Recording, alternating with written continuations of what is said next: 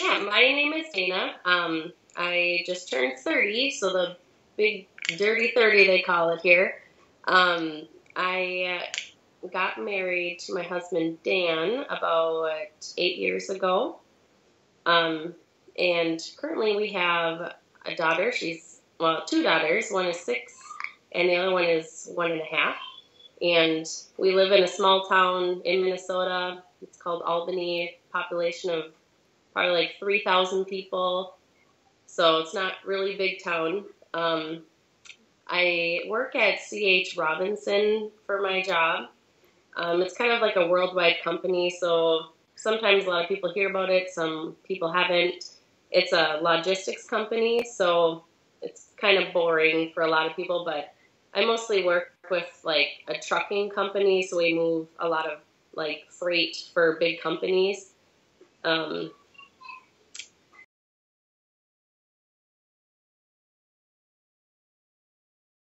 I met them through IARC, the surrogacy agency that I went through. So we just kind of went through like the matching process, and they happened to be the third couple that I got connected with. The first two couples I kind of said no to in a nice way. I just didn't feel like they were a good match. And then when I read Ron and Mika's profile and saw their pictures, I was really intrigued by them, and I thought this is going to be perfect. And a couple of weeks later, they actually flew out to Minnesota to meet me and my husband and my daughter Paige at the time. So we actually met at Cold Stone. It's an ice cream shop here, and yeah, we just kind of hit it off. It was just like meant to be.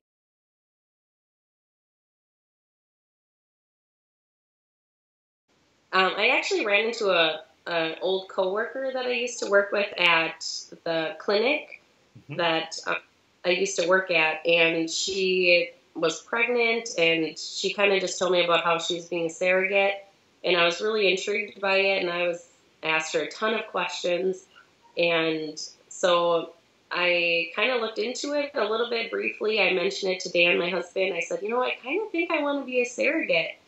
And I went on their website and just filled out like a brief little questionnaire that they had. And a day or two later, someone from there called me, and that's kind of how we got started.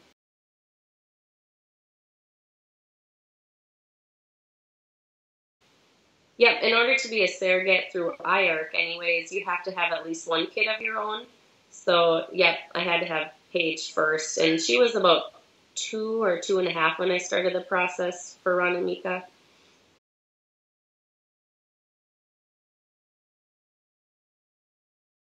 He was kind of shocked. He was like, "Are you sure?" And he's like, "You probably should look into it a little bit more, do your research." And after that, like after we had like a Skype call with someone from the agency, he was just like, "Okay, we'll do it. I think it'll be fine."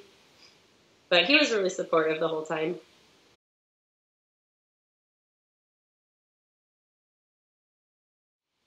Um, a lot of people ask me like, "Were you sad to give up the babies?" And um, it wasn't like about like giving them up. I think like you have to go with like a mindset right away, like, this isn't your baby and you're doing it for someone else. And it was like the best experience. Like my heart was just so filled, like when I gave birth and I saw how happy Ron and Mika were after. It's just like this was meant to be.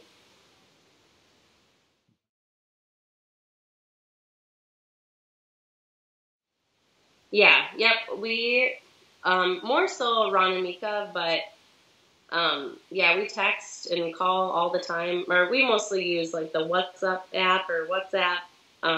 They text and we call about every other day, I'd say for sure. Mika was here a couple months ago, and Ron was actually just here a couple weeks ago for my birthday. He totally surprised me. I had no idea he was coming. So yeah, they're awesome people. Nice.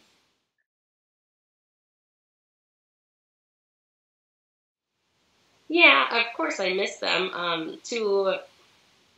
To them were auntie and uncle, like Auntie Dana and Uncle Dan. So it's kind of fun. They obviously know that they were in my belly, and I'm not their mom, and I don't ever want to be looked at as their mom. But of course, I miss them, but they send me videos and pictures all the time, so I always know what's going on. Mm-hmm. Mm-hmm.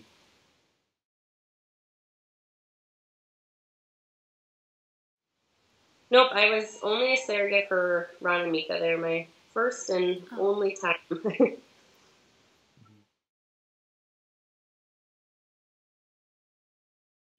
um, well, when I first went into it, my first two people or first two couples that the agency was matching me with were just like normal guy-girl couples. And then Ron and Mika came third, and they were a gay couple. And I didn't even think about doing it for a gay couple. I guess that was never in my mind. But when they sent it to me, I'm like, oh, yeah, sure. I don't care. I have nothing against gay people, and they deserve to have kids in their family too. So I think it just kind of made the situation a lot more unique to help them as a gay couple.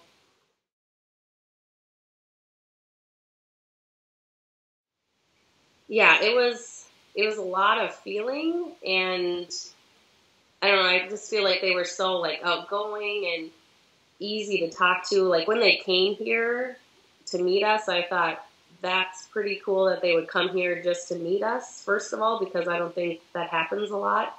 So you kind of knew that they had the right mindset, and they're really, this is really important to them, and they want to make the right decision for picking the right surrogate as well. I mean, it kind of goes both ways. They have to like me, and I have to like them for a good connection. But after, like, I was so nervous to meet them at Cold Stone. Like, my heart, I felt like it was popping out of my chest.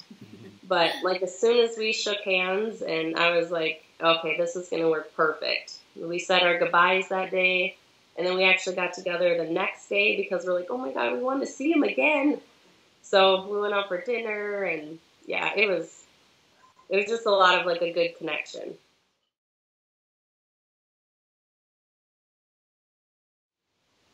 Well, when Ron and Mika came, I can't remember, it was like 2 weeks before I gave birth.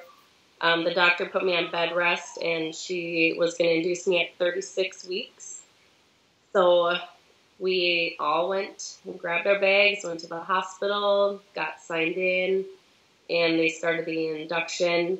And since I was pregnant with twins, I had to go into an operating room just in case I had to have a C-section. Um, but everyone went in there into the room with me. I had Ron on one side, I had Mika on the other side, I had my husband in there, and the whole the hospital, I swear, was all in there. But Mika was holding a pillow, like holding my head up, and Ron was holding one leg, my husband was holding the other leg. But at the time, you really don't care who's in there. You're just like, get these babies out. But I'll never forget. I remember I pushed out Emma, and Mika went instantly over there, and I like started crying. I was just so happy, and I was like, this is exactly why I did this. And then I was like, oh my gosh, I have one more baby to push out. I have to get myself together. But yeah, and then Ely came out about 8 minutes later, and yeah, they were just a happy little family.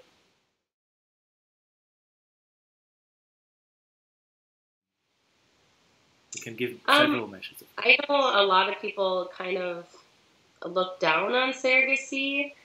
Not so like here, like my family and my friends are so supportive, but I know there's people out there, and I haven't ran into them yet, and I hope I don't. But I know a lot of laws and stuff are changing to try to ban surrogacy, and I just think why, like why ruin something that's making people so happy and trying to build and create families for people that love kids. And also, I know a lot of people think that surrogates are maybe just in it for the money, and I don't think that's the case in a lot of situations. Like me being a surrogate, we went through a lot. Like a lot of sacrifices kind of go into it.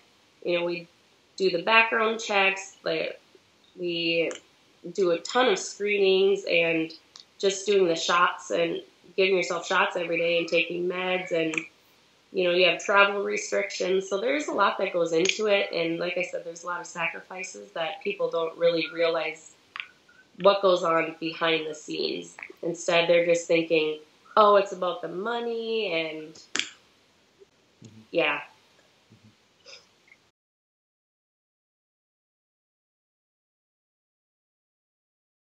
Um,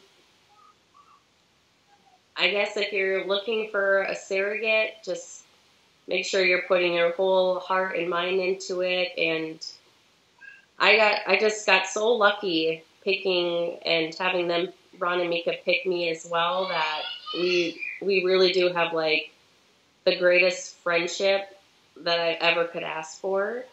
So I just think really look into who you want to carry your child, and yeah, good luck.